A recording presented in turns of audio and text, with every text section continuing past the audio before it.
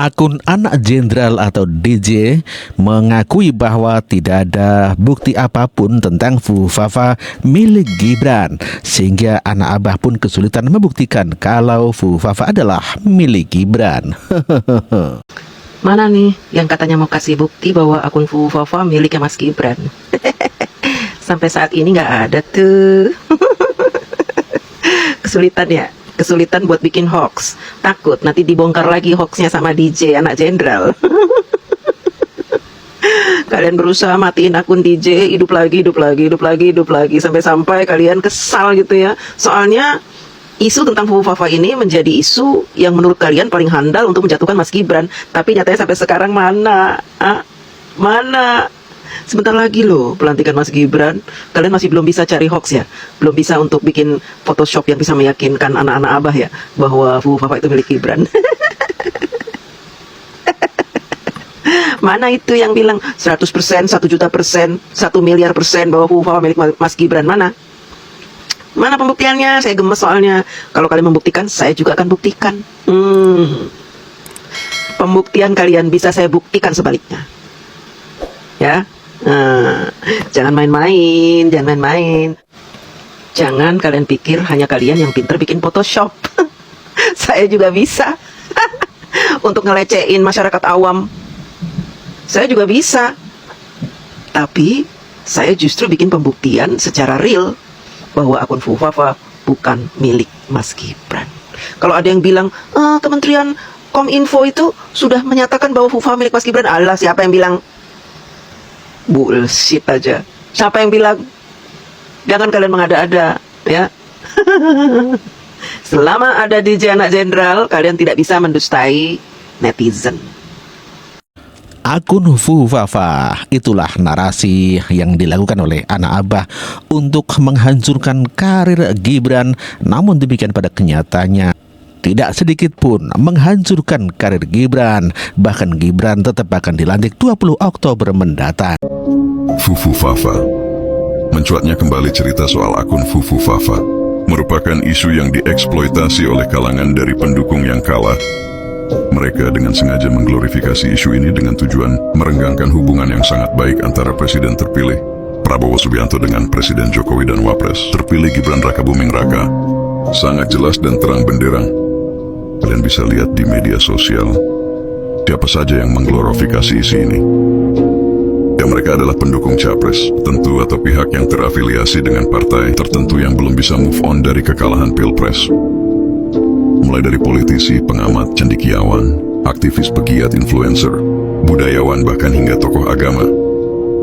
Mereka sangat munafik, mereka merasa peduli, tapi sebetulnya mereka adalah pembenci.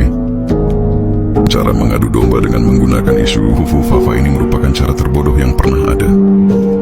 Karena pada akhirnya sama sekali tidak akan merubah apapun. Pikiran dan hati mereka sudah dibutakan dan dipenuhi oleh kebencian. Setiap hari mereka hanya memikirkan cara untuk menebarkan kebencian dan kebohongan. Mungkin mereka juga lupa kalau mereka juga pernah menjadi bagian dari yang paling sering menghina dan memfitnah Prabowo dengan cara keji, biadab dan tidak bermoral. Tidak perlu saya sebutkan siapa, kalian sudah pasti tahu. Yang jelas mereka sekarang tidak berada dalam posisi pendukung Prabowo dan pendukung Jokowi. Perlu kalian tahu kalau Prabowo itu sudah berpuluh-puluh tahun dihina, dicaci, difitnah, dituduh. Bahkan kondisi fisik hingga status Prabowo pun dihina dengan biadab. Tapi Prabowo sama sekali tidak pernah mempermasalahkannya. Malah Prabowo memaafkan dan melupakannya. Prabowo merupakan pemimpin yang berjiwa besar, yang tidak gampang dihasut dan diadu dengan rumor dan intrik. Hal ini terlihat dari berbagai kesempatan di mana Prabowo selalu mengimbau kepada seluruh rakyat Indonesia untuk senantiasa rukun dan bersatu, tidak gampang dihasut dan diadu domba. Kalau Prabowo saja tidak pernah menghiraukan Fufafa, tapi kenapa malah mereka sangat merasa peduli sekali dengan isu Fufafa? Coba kalian pikir. Mas Gibran, jangan ragu-ragu Mas Gibran. Kau harus bangga dengan orang tuamu. Saya aja bangga kok. Yang lucunya lagi, Refli Harun sebagai seorang hukum pakar tata negara masih mempercayai kalau Fufafa adalah milik Gibran dan Fik tidak bisa dilantik. Sungguh lucu dan aneh.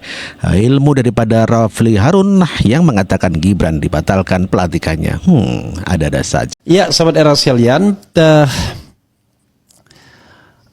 ini ada hal yang menarik ya soal Fufafa, karena kita harus keep on eye, konsentrasi lagi ya.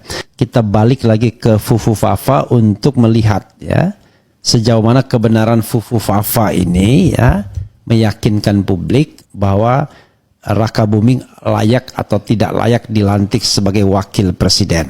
Saya sudah sebutkan jalannya ada, yaitu menggunakan pasal 169 huruf J Undang-Undang Nomor 7 2017 tentang Pemilihan Umum, di mana di sana menyebutkan soal keterpenuhan syarat sebagai calon wakil presiden. Dan jangan lupa presidential election atau proses berpilpres itu belum selesai karena belum diakhiri dengan pelantikan presiden dan wakil presiden terpilih.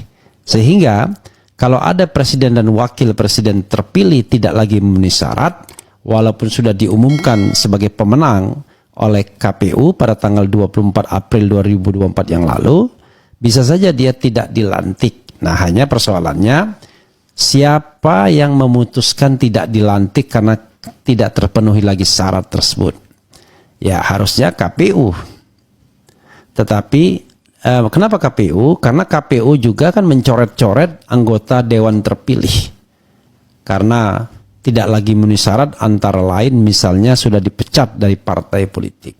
Itu kan sama logikanya. Oh, anggota dewan beda dong. Oh, sama saja, sama-sama elected official ya.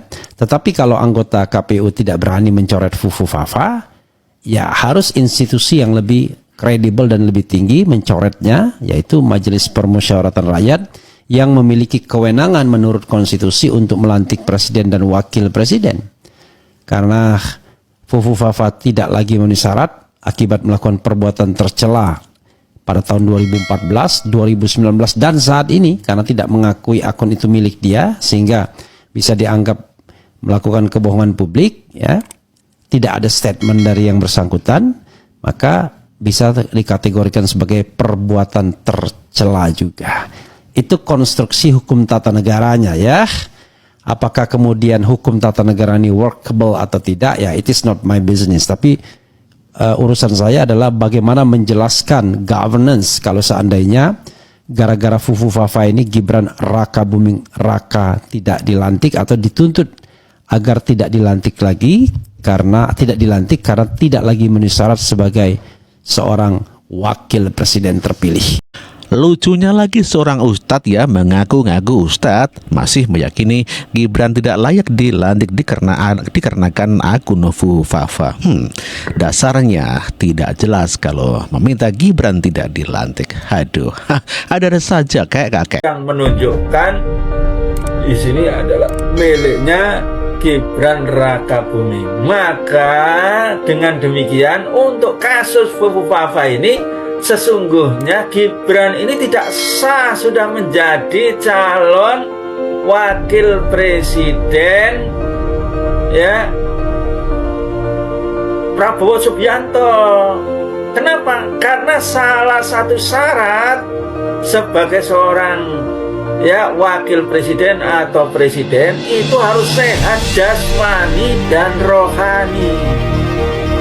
Lah ini sudah jelas-jelas ini kalau melihat Fufafa itu sudah tidak sehat rohani itu, alias orang stres itu ya.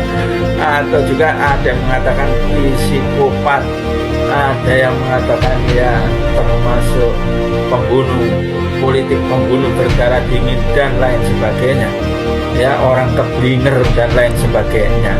Nah sudah jelas, maka kalau tidak sah sebagai syarat ya wakil presiden otomatis batal untuk dilantik karena secara syarat tidak sah.